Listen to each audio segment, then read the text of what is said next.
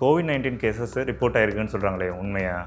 ஆமாம். இதை பற்றி WHO என்ன சொல்கிறாங்க அப்படின்னா, ஒவ்வொரு ஸ்ட்ரெயினும் அடுத்தடுத்த இயர் வந்து சேஞ்ச் ஆகிக்கிட்டே இருக்கும் ரொட்டீனாக. அது ரெப்ளிகேட் ஆகுறதுனால ஒவ்வொரு இயரும் அந்த ஸ்ட்ரெயின் சேஞ்ச் ஆகிருக்கும். இப்போ வந்து என்ன ஸ்ட்ரெயின் அப்படின்னு பார்த்தா JN1.